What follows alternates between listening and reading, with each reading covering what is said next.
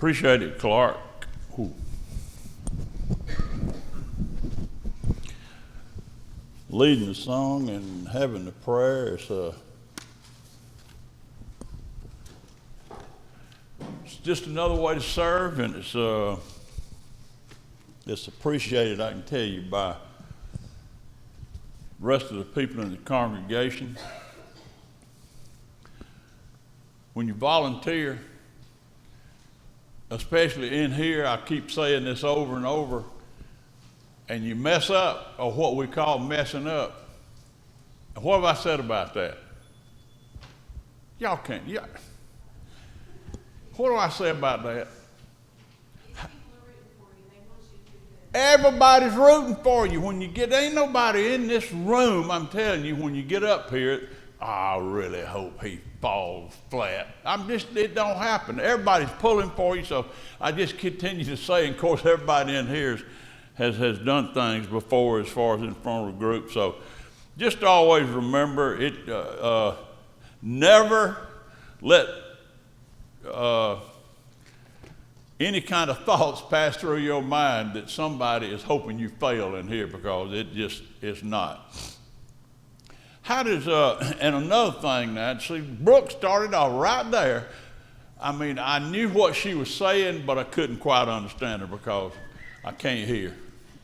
So, look, if you got something to say, please speak it up, because if I can't hear, well, everybody else probably could hear it, but I just can't. So, and y'all probably will have more positive things to say than I will anyhow, so just speak up whenever you have something to say. Nathan just got through this class, and he's all the different aspects of work, and I really thought it was interesting. He went into pretty good detail of the different aspects of work, and it's really helpful. And eventually we're going to get to some of that, maybe the application as we look in the scriptures. What's interesting about how God put this or allowed us to have this, and sometimes I wonder why he wouldn't have mentioned their name. There's some important people in here that he talks about that you don't even know who they are. But then there's some stinkers in here, or rascals, and he mentions their name, and it's just always interesting to me. I wonder why, and I came to the conclusion because the name wasn't important. But sometimes the bad stuff, he wants to hang on somebody. And so, but studying this scripture, I've told you all this before. Stan and I, we don't do it as much now. He's out here gardening and all that, but we would meet over here at that church house 2 or 3 times a week. And I'd be trying to learn something, and Stan, if I couldn't get it, he'd start fussing and raising sand at me and yelling, and y'all believe that, don't you? I tell you, some people have a way of getting a message across without having to yell. My personal problem is, like, especially when I'm talking to somebody and I may be trying to convince them of something, and I feel like almost 100% is right. I think if I can just give them one more little piece of information, but unfortunately, when I do it, I think it's got to be a little louder. So poor Stan would be over there, and we'd be over there discussing something, and I'd get in one of those times. And what he did to start with, one day, I think I told you all this, probably more than one time. He was sitting there, and we're right across the table from one another, and he took his hearing aid out, and he just laid it on the table. And I asked him, I said, what happened to it? He said, I don't need it. And I thought that was funny. I didn't think it was funny either. I said, look, but it did make me realize that the volume needed to come down.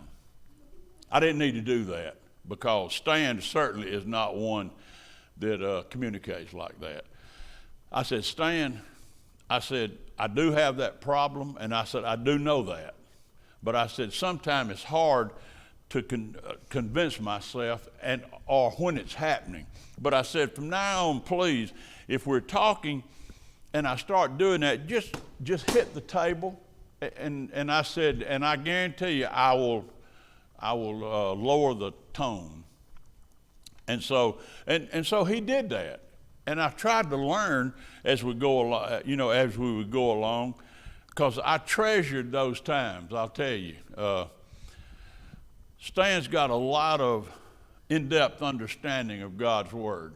I can tell you, and he says it in a way that you get it.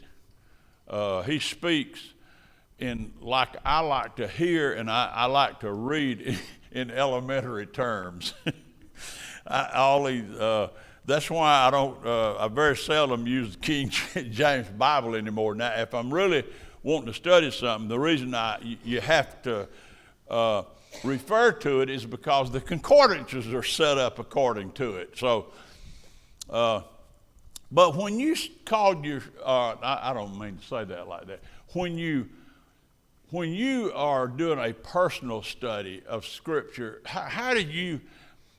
what's your approach? Just anybody, doesn't matter. Now, I know everybody in here digs around in this book sometimes. So, well, even in the past, what was your approach to what we would call studying the Bible? Lead the discussion with more of questions for them to gain their level of understanding first. You kind of have to get a baseline. But you're talking about you are discussing the Bible with somebody. Right. Okay. Right, and just listen more up front than maybe saying a lot to get their perspective. Okay, and that's positive. See, people feel like that you really care if you'll take time to find out where they are. That's exactly right. I mean, I think that's a good way, as long as people feel like they're sharing and not being talked down to, because generally that's how it happens. In studying, over the years, this thing what Nathan just got through, the aspect of work, the different aspects of work in the Christian life. He took a subject and then he dissected that thing into all kind of parts to where, we had some understanding. Used to, we would, at Rose Hill, different people would do a book of the Bible. And you would go through the book of the Bible, and you realized when it was your time to do that, you had to use a lot of the Bible in studying one book of the Bible. And so you ended up getting a lot of the Scripture, but you was only preparing for one book of the Bible. But then a lot of people have studied it, just studied the Old Testament, just studied the New Testament. A lot of people have had great studies on the prophecies of the Old Testament, and some in the New Testament, to tell you the truth. And then where were they manifested in the New Testament? So it's there's a lot of different ways to do that. I was talking to someone one time. Some of you would probably know him because he used to sit. I think him and his wife either sit on this third or fourth bench right over here, Dennis Trotter. And I'm talking to him one day. I was asking him some question about something, and I said, well, I said, I have, questions all the time about things. And he said, well, let me ask you this. Now, this has been a long time ago. He said, he asked me that question, well, how do you study this? And I was just sort of, what are you talking about? I'm not really understanding what he meant, but he asked me, he said, have you ever just started at the front and read it all the way to the end. And I had to say, no, I had not ever studied it that way. He said, well, I would suggest that. And he said, and what you do is you take one of them yellow legal pads and just set it right there. And as you read, if you see things that you did not see before and it sort of popped out, just jot it down. Or if there's a question, you get to something and you don't quite get it, just write it down. And so that's as far as he went with it. And I started doing that, and I mean, here I am writing. And what I found out, the more I read, reckon what happened? Some of them things I had written down, there was the answer. And I'd mark them out. I really wished I'd have kept those sheets because there was quite a few of them. But I started doing that, and the Bible I had at that time, I wanted to get something that I could read real good and try to comprehend, what I was reading, and not just for the sake of reading. And I got that NIV Reader's Edition, which is about a fifth grade level, right dead where I needed for it to be. And I understood things, and it was really got interesting. And you know what was the hardest thing to do when you started reading? It's putting it down. I'm telling you. I'm not talking about having a 30-minute session. I mean, I would just sit down with an open end and just start reading, and it got to be almost like an obsession to read the thing, and I'm just keep reading, and it was just like people, novels, they hate to put them down. But anyhow, I really learned a lot. I went through that Bible, that particular Bible, 5 times. I marked at the end of each chapter the date that I would finish that chapter. But I read through that Bible 5 times. And it was only took me about a year and, about 9 months. I'm telling you. You get so, I spent a lot of hours doing that. I ordered another one of those books, and I think it was 4 times that I went through that doing the same thing. And it was just, I really enjoyed doing that, and I really thanked Denny many times about that suggestion. But when I continue to still start looking at this scripture, there's things that sort of pop out at me, and I wonder what that is. I wonder what that guy had on his mind, and I'm gonna look at one. Now, this is not what this class is going to be about particularly, but I just wanted to run some things by you. In just reading, sometimes these things just jump off the page at you, and you wonder about them. I really wonder what that meant. And this is one of them for me.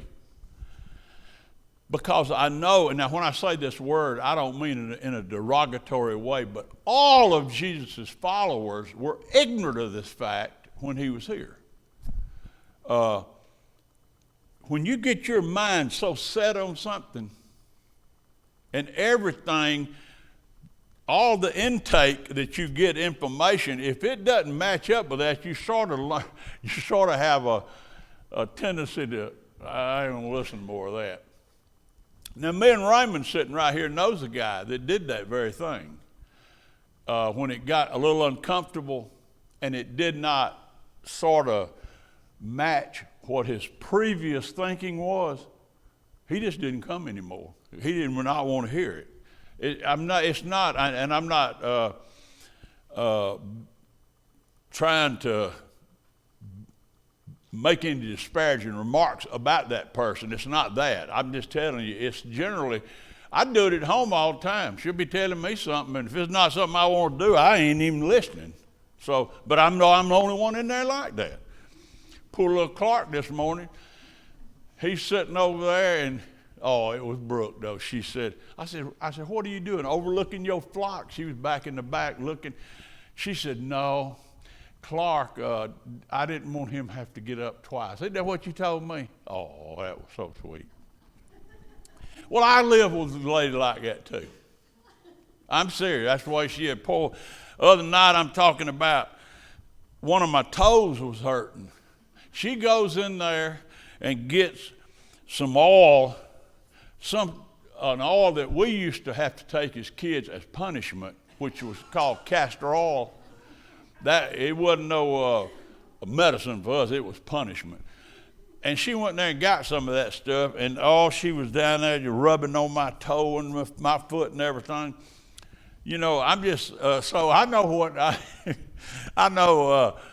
I know how Sweet Brook acts here, and I think that's the way she always is. I ain't gonna ask Clark, but I really believe that. No, anyhow, but I want you to just take a minute to look. This had been all that long ago that I looked at this and I said, and I've asked a few people about this, and I have not really got an answer. And so this is in Luke, the 23rd chapter. And here, what's happening is Jesus is fixing to die. And in starting in verse 39, this incident happened. It says, then one of the criminals hanging there began to yell insults at him. He said, aren't you the Messiah? Save yourself and us. But the other answered, rebuking him, saying, don't you even fear God, since you're undergoing the same punishment? We're punished justly because we're getting back what we deserve for the things that we did, but this man has done nothing wrong. And then he said to Jesus, Jesus, remember me when you come into your kingdom. And he said to him, I assure you today you will be in paradise. Now, we have read that so many times, and it just was interesting. This has been some months ago that I was reading through this again, and when he said, remember me when you come into your kingdom, and I thought about it, I said, I wonder what kingdom he's talking about. And then I thought, well, what's important about that? Maybe nothing, but it's a question. But I'm considering those people of Jesus' day, his people that walked with him. And I have said this many times too. How many people understood what he was talking about when he told those people in Mark 9:1, he said, some of y'all standing here won't taste death till you see my kingdom coming with power. I mean, how many of those people that he ever talked to, how many of his apostles, disciples, how many do you think understood what he was talking about?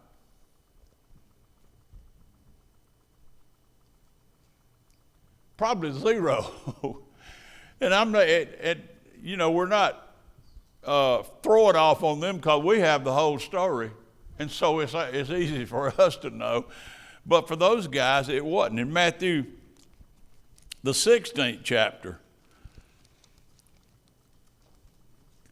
he says, from that time, Jesus began to show his disciples. Now listen, he is laying it out to them here. He said he must go to Jerusalem, this is verse 21, and suffer many things from the elders and chief priests and scribes, and be killed, and be raised from the dead on the third day. And then Peter took him aside and wanted to rebuke him, and Jesus said, get thee behind me, Satan. That came from Satan. He says, down in verse 26, what will a man profit if he gains the whole world and loses his own soul? Or what will a man give in exchange for his soul? For the Son of Man will come in the glory of his Father with his angels, and he will reward each according to his work. And he says the same thing he said in Mark 9. Assuredly I say to you, there are some standing here who shall not taste of death till they see the Son of Man coming in his kingdom. And all of them could see what happening. When he says things like that, he says, some of y'all standing here won't die till you see me coming in my kingdom. So what would they think? I mean, who was in charge then of the land? Rome. They was in charge. So they see Jesus as just probably the way we would have seen the same thing. They saw him. They were ignoring the death part and all that. But he's telling them, some of y'all are going to be around here when all this happens. In Luke 24 and verse 13. Now this is after all this has happened. Jesus has died, and these two guys are walking, we've read this so many times, on this road to Emmaus. And in chapter 24 of Luke, in verse 13, and two of them were traveling the same day to a village called Emmaus. This is on the first day of the week, which was about 7 miles. And they were talked together of all the things which had happened. So it was while they conversed and reasoned that Jesus himself drew near and went with them. But their eyes were restrained and they didn't even know him. And he said, what kind of conversation is this that you have with one another as you walk and are so sad? And the one whose name was Cleophas said, are you the only stranger in Jerusalem? And have you not known the things which have happened in these days? And he said, what kind of things?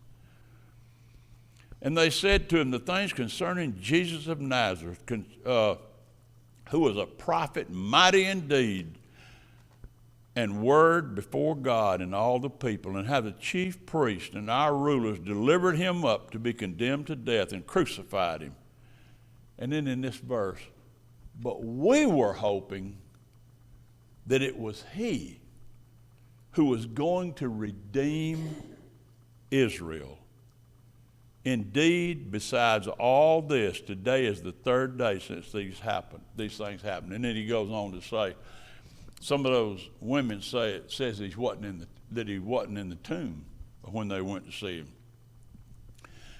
Now, and it says that Jesus started at Moses and all the prophets concerning him and explained all that to them.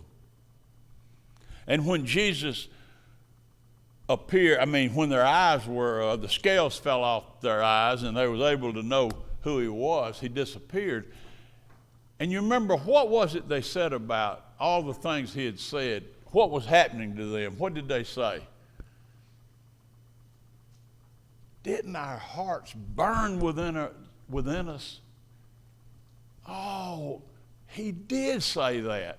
But you know what? In all of that, they still didn't get it, because 40 days after this, in Acts, the first chapter,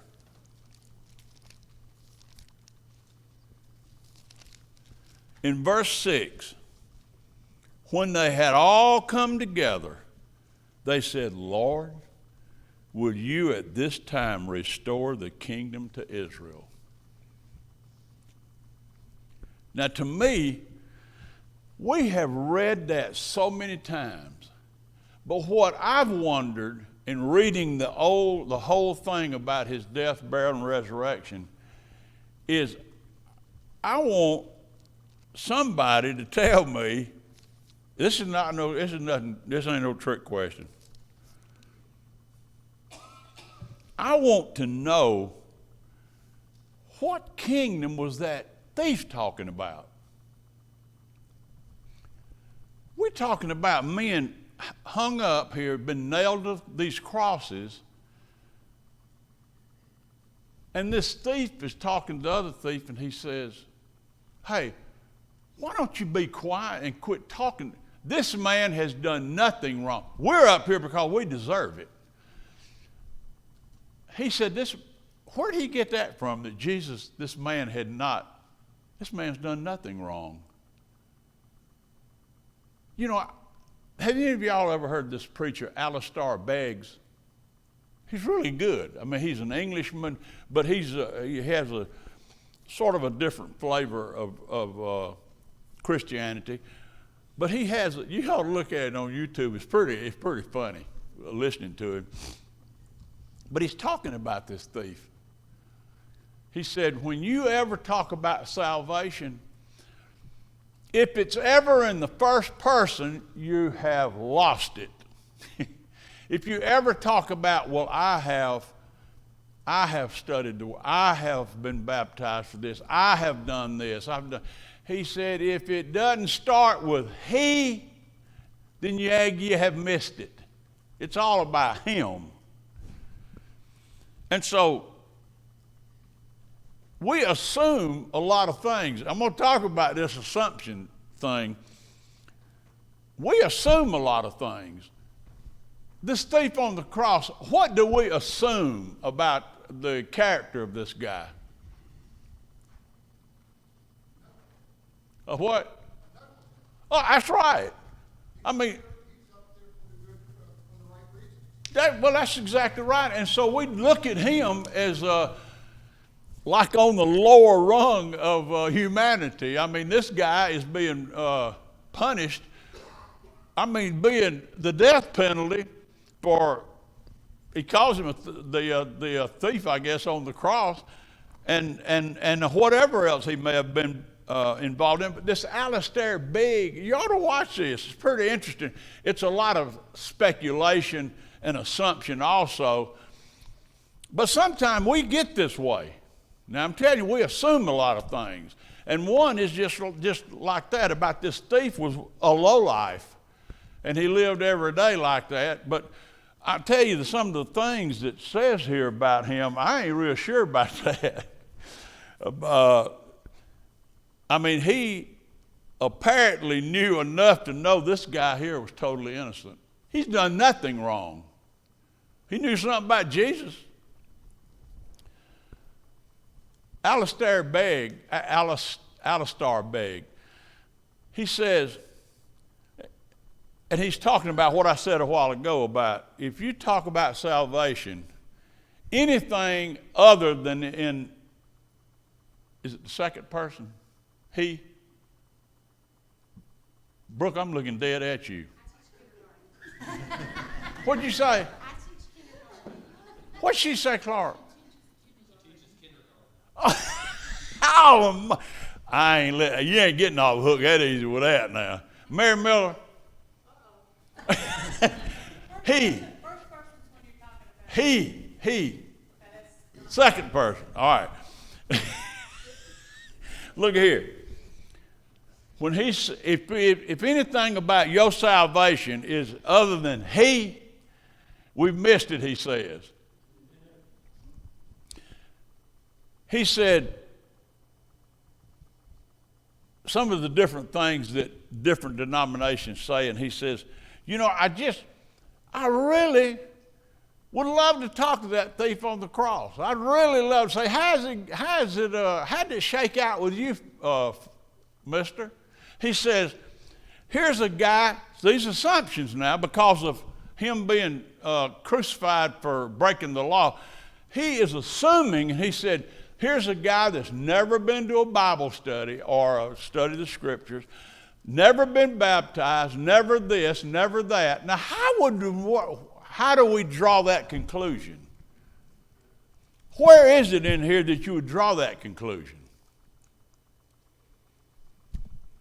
Do we know that this guy didn't receive John's baptism? I mean, I don't know. These are basic fundamental things we talk about sometimes. But those things he's talking about, but the interesting part is at the end of it. When this angel, he's asking him all these questions about, have you ever this, have you ever that? Do you believe, he said, have you experienced the justification of faith? I don't even know what that is, the guy said. He said, well, let me go get my supervisor angel. And he brings his supervisor angel, and the supervisor angel asked him a couple of questions. And then he says, well then, by what authority are you here? And the thief said, Because he said I could come. And that's the answer to that. But my question is, what kingdom is he talking about when he says, remember me when you come into your... Listen, he's got to know something about Jesus. To ask him to say something like that to me, he's fixing to die, and he knows he's fixing to die, and if he don't die on his own, what are they going to do to him? What'd they do to him if they didn't die at a certain time? That's what they did to Jesus. He was already dead. But what they do generally, people they did crucified, if they didn't die, break their legs, and what'd that do? Couldn't push up anymore to get a breath, so you suffocated. This man is fixing to go through that. He knows that. And he knows this man's fixing to die. But he says, remember me. What kingdom's he talking about? Have you ever thought that because they were saying king of the Jews, that could have played a part of it? Because the crowd was the king of the Jews, they were wanting to persecute Jesus because he was king of the Jews. But I'm just saying that while he's on the cross, he could have understood that at that time, and that he did understand it at that time, because he asked for him to be remembered. Well, he knew something about what Jesus had been talking about, this kingdom. Some of y'all still be here when that kingdom comes. So whatever that kingdom was, he was asking, can I please be a part of that? What is a king to? So was it? What is a king to? A king is to a kingdom. He rules a kingdom, a king.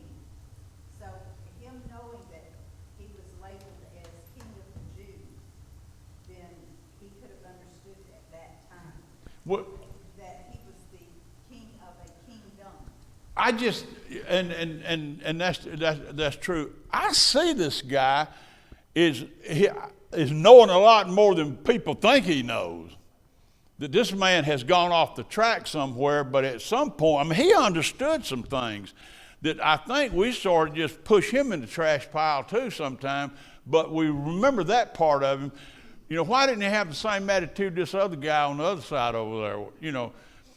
This guy knew that he deserved to be where he was. The only thing I have just wondered is, was he asking to be in an earthly kingdom or a spiritual kingdom? I don't think it really mattered. Wherever Jesus was going to be the king of, he wanted to be there because he knew this man was innocent of all charges. And I just thought those are the kind of things, sometimes they just pop up to me. I know they may sound stupid sometimes, but those are little things as I'm reading sometimes. Things like that pop up, and I think it's interesting just sort of looking around, and there's other things that we assume a lot of things about what's being said, when sometimes I think we may miss it. And this one right here is the same way. This one. See if I got enough time to get through this. In Luke 19, matter of fact, we're already there. Luke 19. And here's another one that I sort of, to me, I think we assume some things that I'm necessarily I don't think are true. Now, I got to last Sunday morning, I asked one of our dear brothers here, who's a pro at what he does, I asked him the other day, I said, now look, you ain't gonna get aggravated if I mention your name. He said, I don't care. But anyhow, I asked Max Smith if he could do this for me. I said, would you look, because he's in the business. I said, could you take these first 10 verses of Luke 19 and give me, if he were indicted in our courts today, what would be the charges against this guy right here? This is another subject now. Thief on the cross, he gone. So I asked him, could you please take these verses and write up an indictment that could be given in a court today? And I told Max, I said, now Max, do not spend a whole lot of time on this. Did I tell you that, Max? But then you look at it, and he probably didn't. But to me, I mean, here he sits down here and writes all this up in all these professional terms and everything, and I really appreciate it, no joke. But I told him, I said, now look, I'm going to be this guy's defense attorney now. So I'm probably going to lose this one too, because Max is a whole lot better at what he does than what I do, believe me. This is about this little old man, Zacchaeus. We talked, I think Nathan, during the work part, one of the classes on work, he brought up this guy. And I, now this is from the New King James. Now I want you to listen to this now. Then Jesus entered and passed through Jericho. Now behold, there was a man named Zacchaeus who was a chief tax collector, and he was rich. And he sought to see who Jesus was, but couldn't because of the crowd, and he was of short stature. So he ran ahead and climbed up in a sycamore tree to see him. He was going to pass that way. And when Jesus came to the place, he looked up and he said, Zacchaeus, make haste and come down, for today I must stay at your house. So he made haste and came down and received him joyfully. But when they saw it, they all murmured, saying, he has gone to be a guest with a man who is a sinner. And Zacchaeus stood and said to the Lord, look, Lord, I give half of my goods to the poor, and if I've taken anything from anyone by false accusation, I restore fourfold. And Jesus said, today salvation has come to this house because he's a son of Abraham. For the Son of Man has come to seek and save that which was lost. And we have read that and heard I don't know how many stories about that. And I can take, now that's the New King James, I can take this Bible right here, which I use most of the time, and tell me what the difference, I'm just going to read one verse or two verses. Tell me what the difference is. So I'm about two verses. So he quickly came down and welcomed him joyfully, and all who saw it began to complain, he's gone to lodge with a sinful man. But Zacchaeus stood there and said, Lord, look, I'll give half of my possessions to the poor, Lord, and if I have extorted anything from anyone, I'll pay back 4 times as much. Do you see any difference in those two translations? Anything?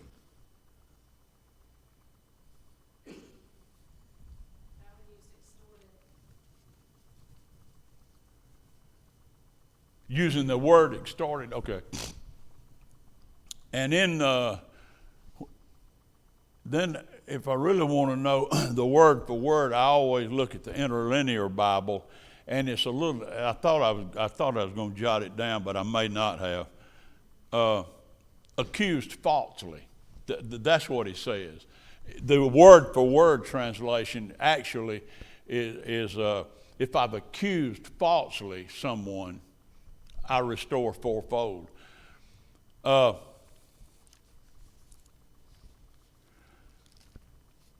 gonna wait till next week to talk about this. It takes a few minutes. But the thing is one thing I did find out. The longer you study, you start scrutinizing things a little more deeply, or you spend a little more time on some of these things. Especially, try to take, and I see Mary doing it all the time, making notes, and I don't know what she does. I mean, if she goes back and reviews them or just keeps them for future reference, I don't know what she does. But generally, when there's something said that I've been looking at, I really make a note of that because I want to look at what the thought process was that went into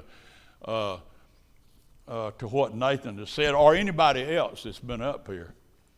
Let me tell you something. The Wednesday night guys that's been up here, the things we're going to end up talking about, I really appreciate some of the lessons that were given. Oh, I appreciate all of them, but some that talked about leadership, some talked about courage, some different things like that are going to that I want to look at as it applied to people's life when they had really no reason other than faith in God to do things in their lives.